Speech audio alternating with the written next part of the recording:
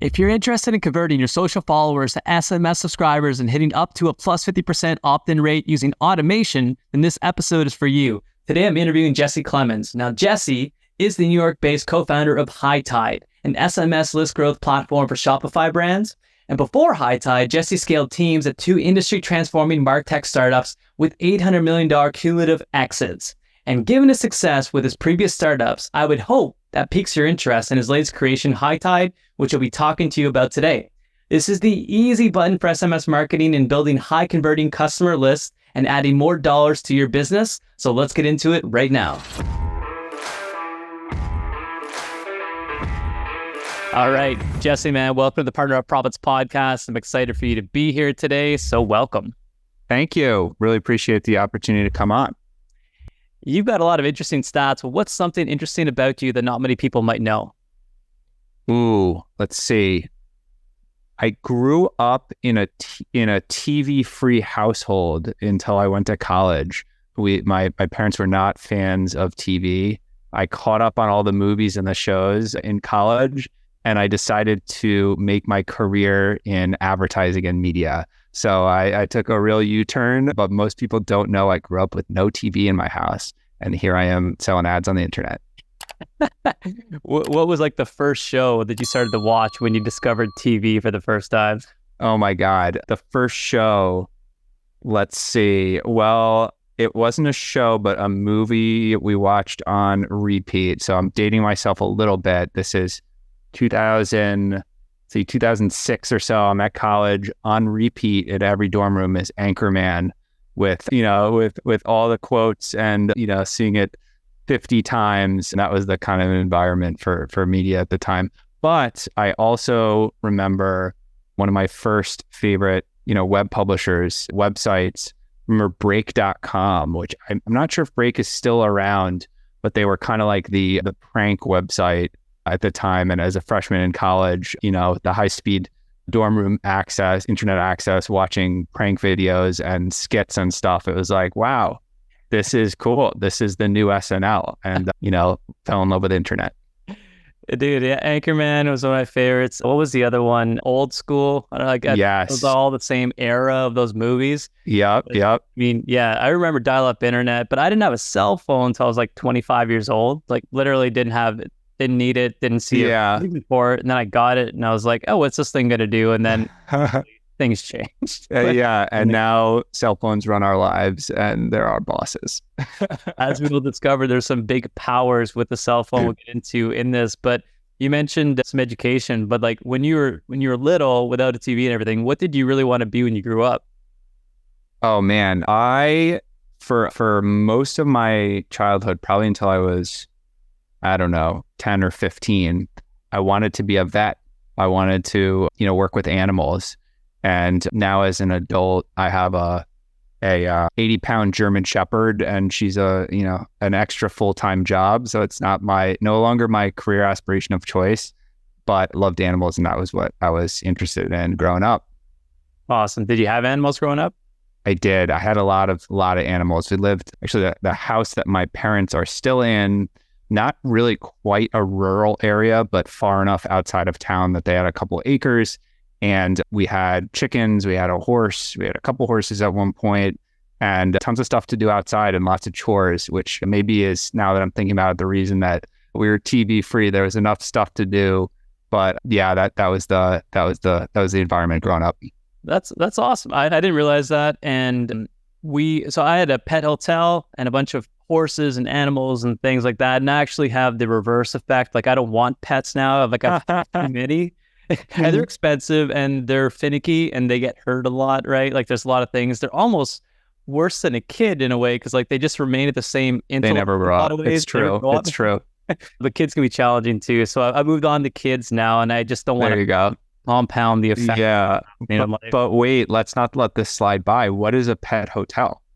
So it's a boutique place for cats and dogs, animals to go whenever we're on vacation. Amazing. So they're on vacation. Amazing. And this was a family business? It was a business I ran with my previous wife, and we had a 30-acre pet hotel, ranch, equestrian facility. Amazing. Work, and to your point, like there was no time for like TV. There was just like chores and employees and teams and things to do all the time. Yeah. Like, I'm done with that era in life. I like the laid back, no pet thing. I feel you. Pros and cons. Cell phone again. Yes. Fascinating. So, I want to talk because I was kind of reading through some of your bio today too, and I was like, you led quite. I mean, you were in college in 2005, 6. Like, when did you start to work in the industry? I graduated in 2009, and I started in the industry in 2009. I was lucky enough to be paired up with an alumni from my college who was in the advertising field. I wanted to do something in advertising. I didn't really think much about the difference between creative advertising, brand advertising, advertising technology.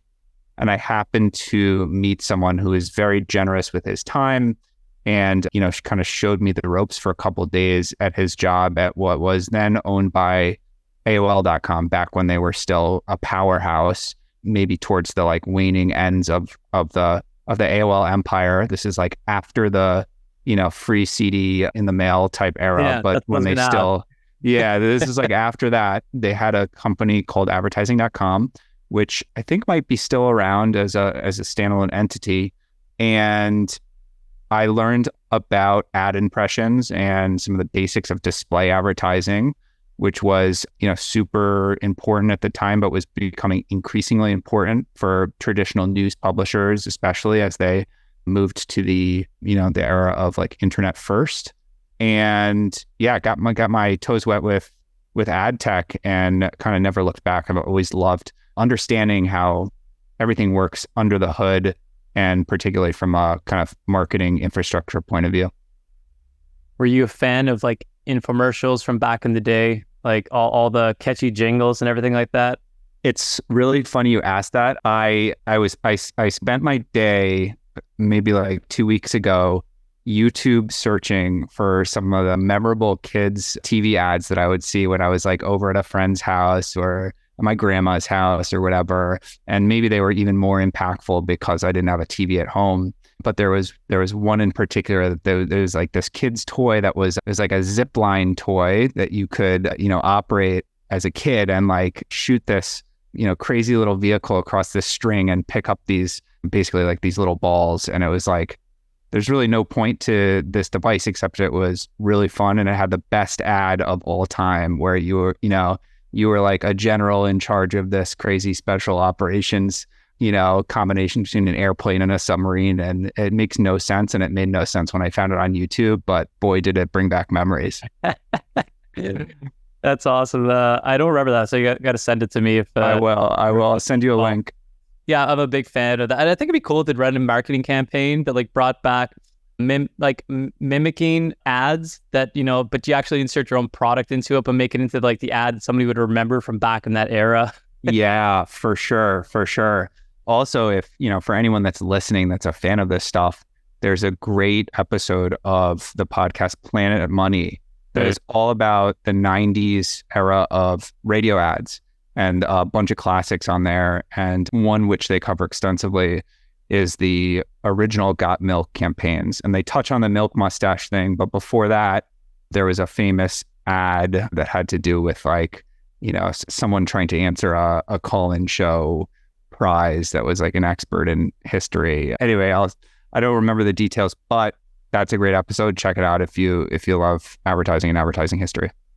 I think they were geniuses before their times in a lot of ways, or just like we'll never see their likes again in that capacity. But I do remember the milk commercials, and there was a guy, Doug Gilmore, hockey player, and I think he was one of the spokespeople for the milk commercials, and he had these skin tight pants on that were like had kind of like leopard print, cow print type things. I was just like, oh man, I wonder how much he got paid for that thing. But I mean, yeah, so we're off on a tangent. I really want to get into SMS marketing today. You're an expert. There's a lot to unpack in it. But walk me through, because you've led a couple, big missions in your life, including $800 million cumulative exits. You've worked for a few startups that had that. And then you worked with Google, which I think is fascinating. Anybody who's worked with like big tech companies like those or Facebook, et cetera. Just give us a brief background on what that looked like for you during those periods of your life. Yeah. So straight out of school, joined a startup called AdMeld that was on the forefront of turning internet ads into kind of biddable, a biddable environment. So imagine, 2009, you fire up the web, you go to break.com to watch a prank video. If you get a display ad, there's a good chance that had been a negotiated ad placement where someone had called up the website and had been like, hey, I want to place my ad for, I don't know, Jeep on your homepage. How much is it going to cost me? There was human back and forth. There was a negotiation. There was probably 3 martini lunch involved somewhere. And eventually the ad sale was made and it was bought up front, and, Jeep owned, a certain placement for a certain amount of time. In 2009, there was a whole bunch of companies that sprung up around making advertising exchange operated, meaning if you're an advertiser, you could, plug into this massive feed of ad opportunities and place a bid. And this sounds like so basic because most of the internet advertising world is now built like this, from Meta to Google and, a bunch of other places. But at the time, it was extremely novel to be able to do that on a third-party website and to say, hey, I only want to buy an ad spot if it's from someone that visited my website and looked at these, this particular pair of shoes. So around that time, there's a bunch of novel, advancements. One of them was called retargeting, which I'm sure many of the marketers listening know about. But the grandma's experience was like to describe it as like the most basic understanding of what's happening. You would go to a website, you'd look at a pair of shoes, you might not be interested in it. And at some point later, you're on a totally unrelated site, you see an ad for that pair of shoes. That stuff was not possible until the kind of 2009 era. And it was a really exciting, series of advancements. I was lucky enough to be part of 2 teams at 2 separate companies that, really led the charge on making ads biddable and making the ad ecosystem into one giant exchange and free market in a way. And I did that at a company that was acquired by Google. And I spent some time at Google working on the DoubleClick ad exchange, which is still a major part of the Google ecosystem. And then at a company called LiveRail, which did similar stuff for video ads, which were also kind of on the cutting edge at the time in 2012 to 14 or so. Facebook bought LiveRail and got to work on a bunch of really cool stuff at Facebook for the next 6 or 7 years. Nice. And it's interesting, like retargeting was so novel back then. I'm just wondering, like, I have a question later regarding the retargeting that's kind of interesting. But you mentioned Google DoubleClick advertising. What was that? I'm not familiar. Yeah, so DoubleClick was a real innovator in the advertising space. It was one of the first networks and one of the first ad servers kind of rolled into one.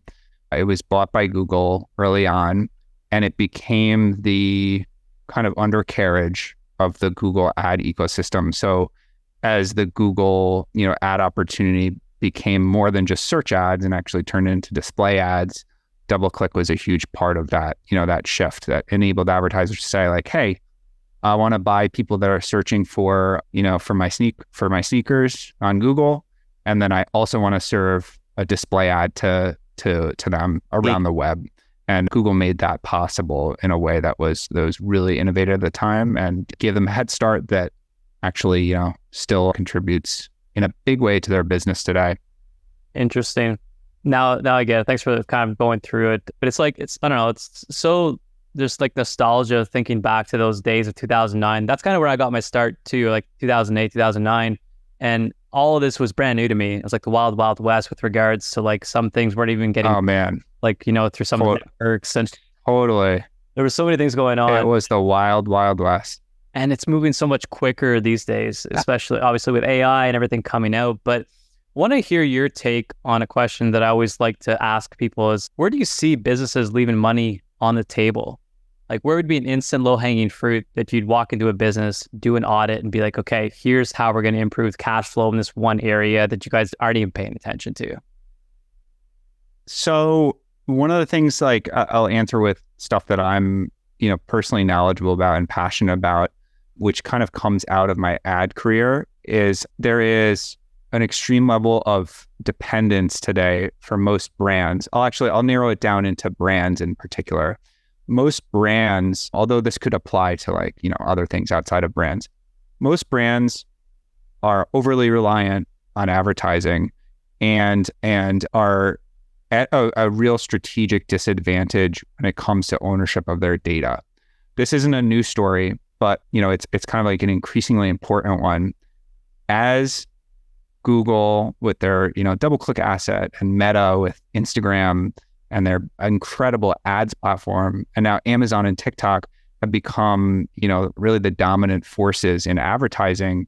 They've delivered incredible results for businesses of all kinds, and especially brands, where you could spin up a D2C brand a few years back just running ads on Facebook, right, and turn it into a huge success. As that became known, obviously brands and businesses of all kinds leaned into these big platforms, and these platforms are kind of walled gardens in a way. You put targeting in, you get results, but you don't get a high level of fidelity around the data and ownership of data. So what do I mean by that? The biggest low-hanging fruit for many businesses is just making sure that you own your customer and prospect list, and that you're able to reach them on your own without relying on the walled gardens and the advertising machines. So one of the things we think a lot about at my company, High Tide, and with some of the projects I've worked on in the past is, how do you convert your customer and prospect lists into an owned channel that you have control over? And the best way to do that today is through email lists and SMS lists, not to replace advertising, because advertising is still kind of the core way that you can find people that are interested in your products or your business of any kind, but just make sure that you're converting people that are interested, or even people that are following you on social.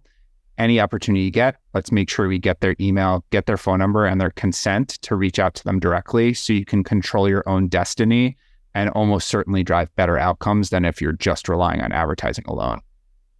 Yeah. And you mentioned like email lists.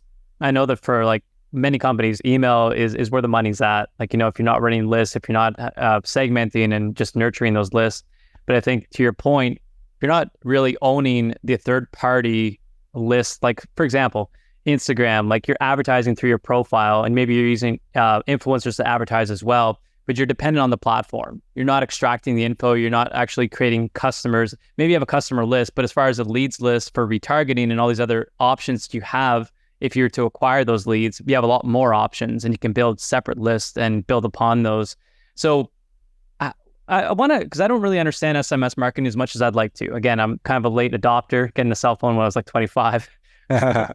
But I know how to monetize through partnerships. That's my specialty. But talk to me, like, if they're not experts in SMS marketing, what are some of the fundamentals that you've seen that have caused success for your clients, as far as like the difference between like email marketing versus SMS marketing? Yeah. So email and SMS, as you can imagine, are often kind of complementary, where a brand, again, I'm thinking from a brand perspective, because those are most of my clients, a brand will use both, but they'll use them for different things. Email is, very, very cheap. You can build a list. There's not a very high bar from a compliance or regulatory perspective for acquiring or sending an email. So you see a lot of innovation around reaching people's inboxes and, pretty easy list growth overall. SMS, on the other hand, it's a much more personal channel. It can often feel like a private channel from a consumer standpoint. And that means that you're going to get less opt-in overall, but the people that opt into your text list are going to be much more likely to engage with content that you send them. So just to drop a stat, text messages have an average click-through rate that's about 8 times that of email. Email is great. Email is cheap. Email is an important part of any kind of like marketer tool belt. But for messages where you want to make sure you're reaching someone in their, kind of most protected channel, the more that you can get consent and opt-in for sending texts, the better off you are. The last kind of stat to back this up that I found fascinating, I just actually came across this one recently, is if I think about how many email lists I'm signed up for, I do an okay job of scrubbing my inbox and unsubscribing to stuff I'm not really interested in. And it's kind of like better for both people. Like if there's a brand I'm not really interested in, I'll opt out. Maybe I'll come back to them later. I'm probably subscribed to like, I don't know, 20 or 30 lists, which is like a lot, but not like a crazy amount. I definitely don't get through all of those emails. I scan subject lines. I open every once in a while. On the other hand, the average consumer, 95% of people are subscribed to 7 or less brands text list. So if you've won the opportunity to get a subscriber on your text list, you're really, standing out from the crowd and outside of the noise. And that's why the performance overall is so much better. The last thing I wanted to add is like the responsibility is much higher too. If you're sending annoying texts way too often with very little value and you're just sending a discount over and over and over again, you're going to lose people very quickly versus an email where you might sit in their inbox unopened, but there's not a huge push to unsubscribe. Interesting. Yeah, I have a question on that. So let's talk about the marketing approach, email versus SMS. And you might say it's the exact same thing, but for us, what I noticed with some clients was like, if they're coming from mobile, it has to be really mobile optimized. Now, you hope everything is, of course, but are there any other fundamentals that you'd recommend? Like your SMS marketing should go to this specific lander with these elements, this wireframe versus maybe someone on their email, their desktop, so they have a bigger screen, like just anything like that, nuances you've seen your clients implement? Yeah. So the device that's coming onto the page is really important from a marketer standpoint. You hit the nail on the head there. There's a couple things that make texts like opt-ins unique and interesting. Firstly, any major text platform will have what they call a keyword subscribe. So as a consumer, you might be familiar with this. You see like, hey, text 6797, the word concert to get the latest, Live Nation tickets, just making up an example. If you're looking to join a text list from a brand on mobile, that subscribe action can be handled really nicely, either by just like tapping in your phone number and then hitting Y to confirm, or via what's called either a 2-tap or a 2-touch, where you're just, pressing one button on the landing page that then pre-populates your text message app, whether that's iMessage or wherever else you send SMS or text messages from, with the keyword. So you then just have to hit send. And so all the kind of like pitch on the opt-in language and the TCPA compliance, which is like the legal requirements for what you have to tell a user to expect if they sign up to your list, all that stuff's handled ahead of time. And so the opt-in is really clean.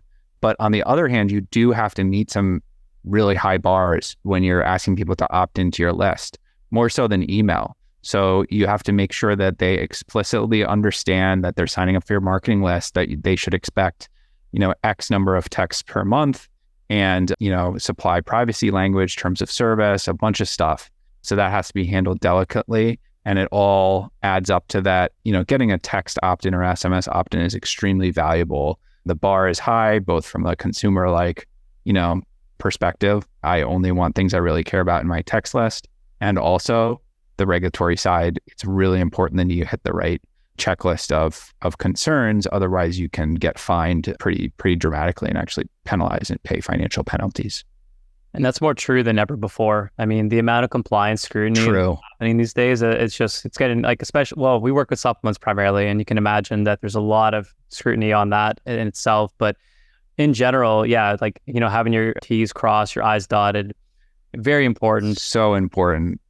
So walk me through how somebody might do this themselves, but then obviously like go high tide itself. How does this simplify the process for people? And I mean, I saw it, I reviewed the software, you gave me a great demo, and I instantly saw value, because it's like, we could probably do it ourselves. It'd be a lot of work and a lot of management, and I don't want to figure all this out. But I saw the opportunity. So walk us through just like what you simplified in the process, and what does it look like from start to finish to get set up and to get going? Yeah. Okay. So let me set the stage quickly.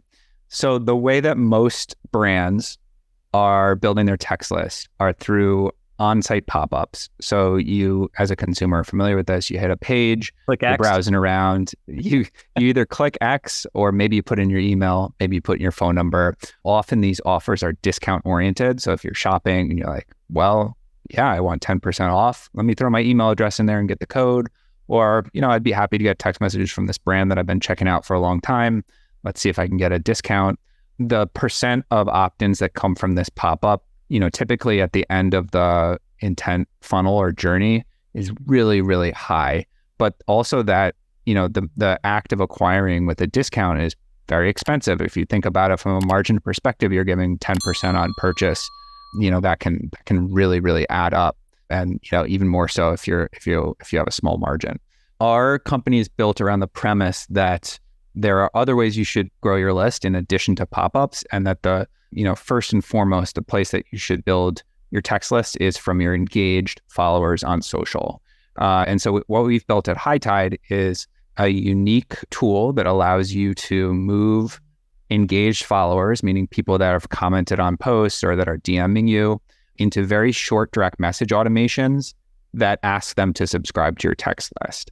A functional example of that is kind of a common use case for High Tide is if you're a brand that's, selling, say you're selling a premium suitcase or luggage, you have 200,000 followers, you want to get as many of those followers moved into your owned channel as possible so you can reach them directly. That usually means SMS or email. Maybe you want to post a giveaway that's like, hey, we're dropping this new colorway of our suitcase. It's going to be available next week. We're actually giving 3 of these out to our followers. Tag a friend if you're interested in joining this giveaway. Or, maybe the call to action is tag a friend if you want to be notified when the product drops. And what High Tide enables the brand to do is send a private direct message to the person that has commented on this post and basically take them through a very short subscribe journey that's like, hey, great, last step for joining this giveaway, or last step to get an alert when this product launches, what's your phone number? And, asking for that phone number, then supplying the proper regulatory language and moving that person from Instagram DM into the SMS list, whether that's Klaviyo, Attentive, SendLane, or PostScript. And so what we've seen is really effective results because we're hitting people often higher in the funnel when they're, maybe not ready to navigate to your LinkedIn bio and go over to your website and browse around and wait for that pop-up, but they're high intent enough that they're more than happy to give their phone number and marketing opt-in consent in exchange for something of value. So this is one of the first, pushes that we've made to move, to convert social followers into SMS lists, and it's working really well. How instantaneous is it? So you say like, engage on this post, drop a thumbs up emoji, and we're going to send you the next step. Happens right away. Do they get it right away? Yep. In their DMs? Yep. Happens right away. So this is all done through Meta's messaging program. So they've provided tools for developers like High Tide to build on top of, and they have very clear rules. So that's something that's changed in the last couple of years. You used to be able to, if you wanted to sign up for software that could do things like this, but none of it was authorized by Instagram, and you're running very high risk for using tools like this. In the last year and a half, maybe 2 years now, Meta has done an incredible job of investing in 2 areas. One is creating the tools to allow you to send instant direct messages to your followers and create these messaging automations. And number 2, define the rules. So I call this the rules and tools. The rules are very clear. You can send an automated message within 24 hours of a DM or a comment, and you have, an interaction and a reply and sort of like a safe back and forth. But you can't do other things, like you can't, message all your followers and kind of blast to them without getting their permission. So the good thing is this stuff has been defined enough that we could build software on top of it. And we happen to have taken the approach of wanting to invest in these SMS opt-ins because we know how powerful they are. And we know that there's a kind of a weak link right now between these big engaged social followings and SMS lists that brands control.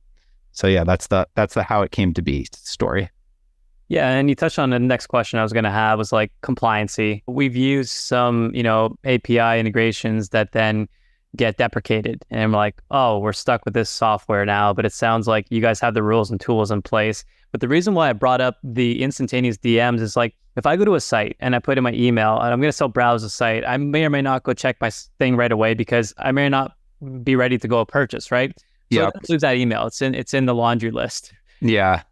And especially DMs. I'm not answering typically DMs all the time or messages all the time. However, if I expect it right away, I'm going to go check for it right away. Yep. What I really like about the tool is that it's instantaneous to their DM. They're instructed like, hey, by the way, we're going to send you a message to follow up and continue this conversation. So you're creating the interaction between you and like the end user. And that will, in my mind, that's where I would actually want to go to my DMs. I'd go find you, make sure you don't get lost in the spam junk folder. But one other thing I wanted to ask was like, how many messages can you send? Yeah, I'm losing track of my original question, but yeah, is there a limit to how many messages you can send within these DMs? Because you said like what, one per 24 hours to like that one person? Yeah, the way that the automations are structured is the user needs to respond in some way. So in our case, we are DMing someone, say that they have entered a giveaway, DM them, from the brand, in the brand's voice, saying like, hey, thanks so much for your interest, as, the last step for either entering the giveaway or to complete your entry, sign up for our text list. What's your phone number?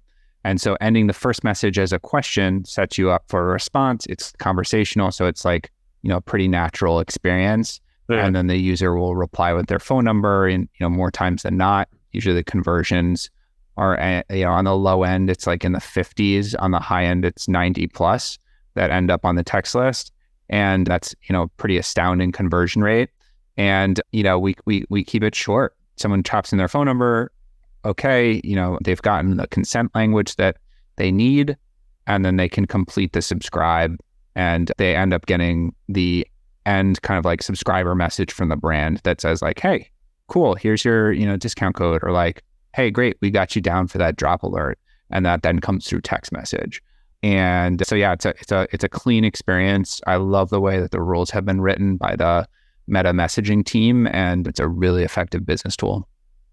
Yeah, and the other thing that I like about it, beyond customer acquisition, you and I talked about the fact that we could leverage this to actually bring ambassadors into your into your partnership program by saying like, hey, who has maybe, you could call people out. You could be like, who has 5,000 followers or more? Our ambassador program's open for application. Drop an emoji here to apply, and then you can set that as an automation. And we are exploring that. Like that's still on our roadmap for 2024. But it's so much more than just customer acquisition. I think it's just an action tool, right? It's been really fun. When we rolled the platform out about, I guess, 7-8 months ago, launched our first experience for brands. We had like 3 or 4 campaign ideas. We were like, all right, obviously this will work for giveaways. This will work for drop alerts. We've come up with like 10 or 12 that we recommend. And so brands have kind of like a laundry list or a buffet of options to look through. And one of the more recent ones is this, this ambassador one where, we can trigger off any of our usual ways to start an automation, which includes DMs, comments. In my opinion, the best one for the influencer approach is story mentions. So we have the ability to send someone a DM if they mention you in their story. And so you could see something really natural, like, hey, we're looking for, let's see, photo contest. Imagine it's a pet brand. We're looking for, our October pet ambassador, post a picture of Fido and tag us, and we're going to pick one winner that's going to, win a free, I don't know, leash, whatever. You get the picture. It's really cool because you can hit those people and then put them in a text list. And so you can then, reach that segment. Say you captured 100 aspiring influencers, you can throw them on a text list, throw them in a segment in PostScript or Attentive or wherever else you do texting, and reach them directly in a way that they're, much more likely to see and act upon. Yeah. I mean, that was huge for me when I heard that, just based on like our team, what we work at. I was like my eyes lit up. I was like, okay, we got to use this for that tool. Yeah. Can you share some stats? Like, obviously not giving any confidentiality things, but like, what's the average bump email, like, SMS marketing wise? What can people expect after working with a tool like this? I don't know if you want to give like numbers based on what their page follower is or like what kind of companies, but just average ballpark estimates of what this equates to in dollars. Yeah. So when a brand launches with us, we like to measure success based on the percentage of their followers that are converted into text subscribers. And for brands that have, big following size of 200K plus, usually in like the 200 to 1.5 million range, we aim to move somewhere between 2 to 5% of their following to tech subscribers. And we see a success, a kind of home run success if we can get 5% of the following overall to be added to your text list within a couple months and with a few campaigns. So rather than looking at it in terms of overall text list growth, we look at it as, hey, you have this big following that you can reach on a sporadic basis on Instagram. That's great. Keep using it. But let's get as many of those people signed up for the text list as possible. The final thing that I wanted to note is one of the cool things about our system is we are integration partners for the text platforms. So we have API access into Attentive and PostScript and Klaviyo and SendLane and a few more to come. And so we can provide some cool stats. Like we can say, hey, this campaign that you launched, you acquired 1,000 subscribers. 60% of those were net new. They've never been on your text list before. 10% of those used to be on your text list. They churned out at some point and now you've revived them. They're back. They're reactivated. And then, the rest are currently on your list and now you have a new segment for them. So showing those stats also gives us a good read on health. And finally, for measuring success, after like the list growth question, the most important thing and kind of the ultimate goal of all this is to drive more revenue. So we have easy tools for showing the lists that you've built from Instagram and then mapping them to purchases. Shopify has a beautiful API that allows us on behalf of the brand to map those text lists into downstream purchases. So you're not just saying like, oh, great, I got more numbers. That's good. Usually that's the first step. You're then looking at like, okay, are those people actually purchasing? And what's their average order value? How many of them are new customers versus existing customers? Stuff like that really allows you to measure the ROI of social in ways that were not previously easy or possible. I love the transparency of all those different platforms and all those steps, because to your point, like if you can convert 2 to 5% of 200K following, that's awesome. And like, but what is the conversion rate then to dollars? Exactly. You can see that from start to finish. I mean, that's powerful. Yeah. Yeah, man, I'm a fan. Obviously, that's why I wanted to have you on the podcast. Thank you. Now, you mentioned you could do a little hookup for everyone listening to the podcast. Yes. So what does that look like and where can they go to find out more? Yes. All right. So let me start with the latter first. So you can find us at gohightide.com. It's GOHITIDE.com. The company is called High Tide, HITIDE. And for any listeners that are interested in giving us a try, just mention the podcast and Joey, and I will, number one, we'll give you a free campaign. You can try out the tool totally free. And number two, if you hit us up in the next couple of months at least, I will personally, take a look at your Instagram and come up with a few campaign ideas for you. We'll hop on a Zoom together and I can show you how to implement this for the best possible success. And so would be really interested in providing that deal to anyone that's listening. That's awesome, man. But Jesse's a really smart guy. Obviously, if you're listening to the podcast, you know that already. But strategic wise, I think you got a lot to offer. So that free audit's amazing. I appreciate the hookup there. Thank you for the kind words, man. And right back at you. I appreciate it.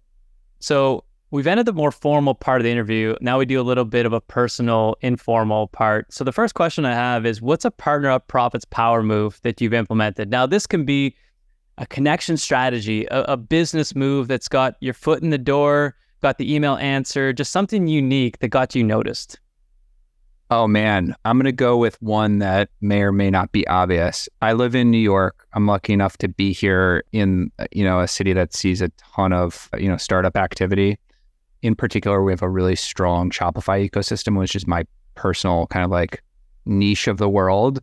I have found a lot of value in something that seems obvious, but is often hard to do, which is getting up from my desk, walking out of the apartment, showing up at a random meetup or a networking event that's, relevant to my business, and just talking about what I'm doing, describing some of the like stuff that we're doing in a non-salesy way, demonstrating my actual enthusiasm and what we do and what we're building in the world, and then just like listening to what people have to say in real life over a coffee or over a beer or whatever, especially in our early stages where, as I mentioned, we're a little less than a year old here. It's critically important to just get out of the room and show up and meet people. And, in this internet world, it's so easy to, get used to the easy stuff. Emails, DMs, texts, all still really important. But my tried and true hack is like, I just show up as much as I can. Yeah. Get out from in front of the camera, get in front of people. Exactly. Flex that muscle a bit. Yeah. I'm with you on face that. to face. Yeah. Nothing beats that. I've got 10 quick fire questions. So man. The first thing that comes to mind, you can't think about this. So easy one, first one, favorite food. Favorite food, pizza, pepperoni. Okay. Your best memory. Best memory, childhood vacations in Montauk before anybody else seemed to know about Montauk. All right. If you had another go around and you have to write a new story for your life, what would it be in 30 seconds or less? Oh, a new go around and another story. Well, we'd have to kind of tie it together with the intro convo, becoming a vet and working with animals. It's, still love animals, and maybe that's my alternative future. Okay. I thought it was going to be becoming an actor and starting an anchorman. What's your best productivity hack you implemented in your business or personal life? I have a lot that I try to implement regularly. The one that I love right now, someone described for me the analogy of, work and like creative output is like a garden hose in the summer, where when you first turn it on, all the crap comes out, the hot water, it's none of the good stuff. If you leave the hose running, after a while, you start to hit stride, you get that good cold water.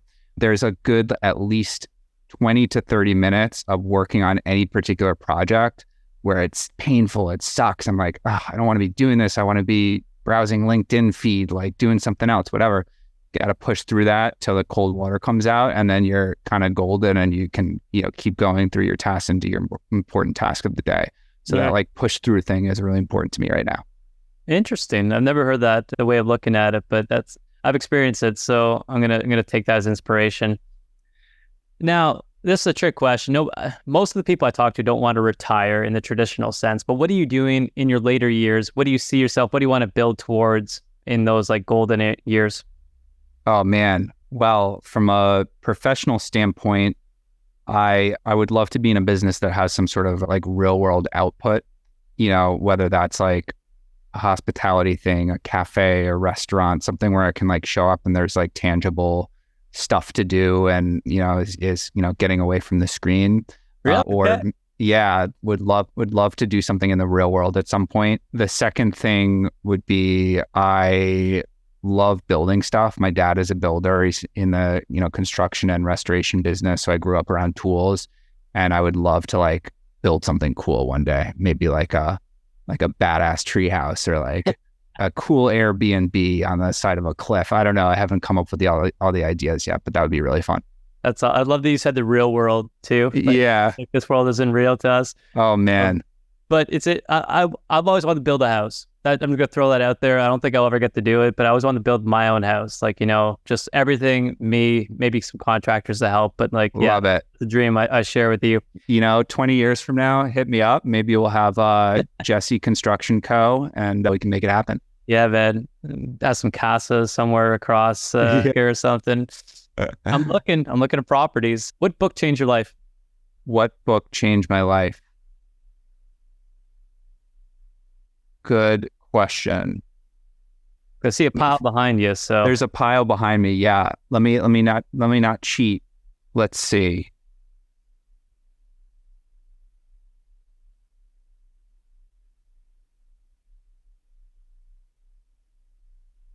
Let's see. Let me cheat. Okay, I'm turning around. I went against my word. All right, this is probably not a life-changing one, but this book, I'm trying to pick a business self-help one because I got too many of those. This book, from like overall, like trying to keep your head on in today's crazy world, Better Angels of Our Nature, Steven Pinker. It's all about kind of the progression of important like positive stats, child mortality, violence, crime, all the things that kind of plague our societies. And when you turn on the TV, you can feel like, shit, things are getting worse every day. I mean, it's really hard to watch a lot of what's going on in the world. If you can, read this book and read some stats as a way to balance out some of that negativity and try to keep in mind what human progress actually looks like when it's positively manifesting itself in the world, it can help to balance out a lot of the negativity. So maybe not a life changer, but it's helped me a lot in, keeping perspective in this 24-hour news cycle where there's a lot of really sad and infuriating things happening in the world. Yeah, man, no, that's life changing in itself. It's perspective. So for sure. Based on that and based on the retirement question, do you see yourself being remembered for something? Like, do you want to be remembered for something? Oh man. We're getting deep here. What's that? We're getting deep here. We're getting real deep. I would like to, at the end of the day, when my chapter is closed, I want to have really strong, deep connections with my family, both my existing family and hopefully my future family. Part of what I want to do in the business world is in service of that goal. Some of it is, obviously my own fire, drive, and ambition. But yeah, I'm big on family, and I'd like to, continue to make family an important part of my story. And who else is going to remember you at the end of the day aside from your kids or your close friends or family? Love it, man. Yeah, I agree with that. What's one skill you'd recommend developing as early on in life as possible to have maximum impact? Let's see. It took me a while to learn this one. It wasn't until probably at least a few years into my career.